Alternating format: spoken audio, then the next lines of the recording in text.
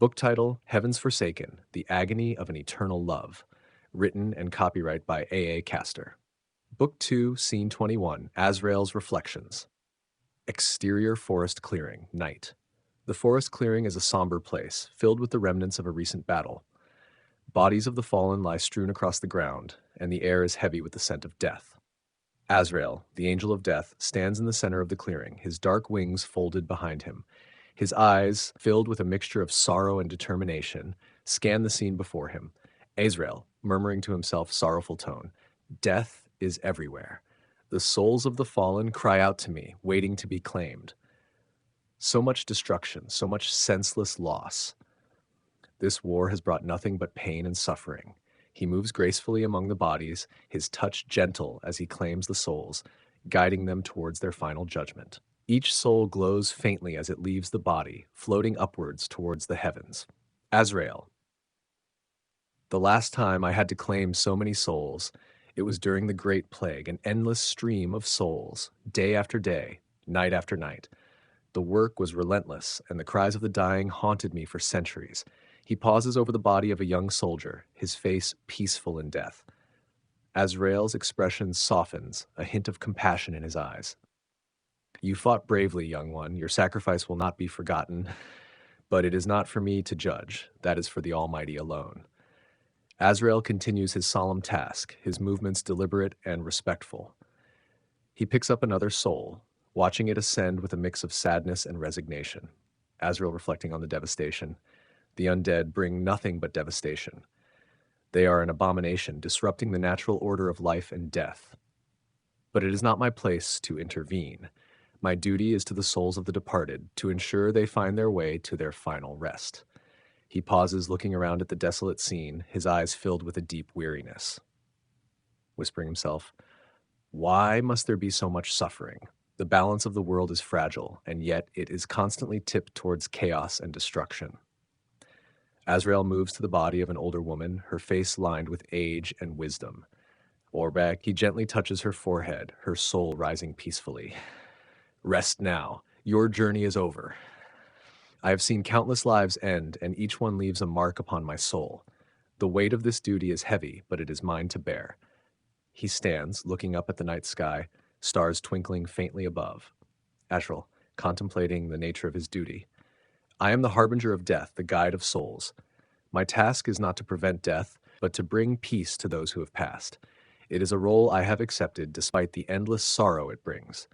He moves to the body of a fallen child, his expression one of profound sadness. Azrael. "You were taken too soon, little one. May you find peace in the arms of the Creator." As the child's soul ascends, Azrael's gaze follows it, a single tear rolling down his cheek. "Each soul I claim, each life that ends. It never gets easier. The pain of loss is a burden I carry, but I do it so that others may find solace in the afterlife." He walks to the edge of the clearing, looking back at the scene of devastation. Azrael, reflecting on his role. "The undead horde brings chaos, but my duty is clear. I must remain impartial, a silent witness to the end of life. My role is not to interfere, but to guide and protect the souls of the departed." He spreads his dark wings, preparing to take flight. Azrael. "The living will fight their battles, and I will be there to claim the souls of the fallen. It is a cycle as old as time itself, a dance between life and death that will continue until the end of days." He ascends into the sky, his form a dark silhouette against the moonlight. "I am Azrael, the angel of death. My task is endless, my burden heavy. But I will continue, for it is my sacred duty to ensure that every soul finds its way home."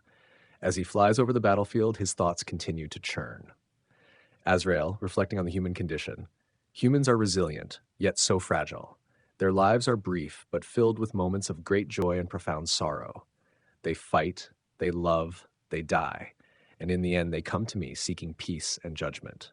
He watches as more souls ascend, each one a testament to a life lived and lost. The undead disrupt this natural order, turning life into a grotesque parody of itself.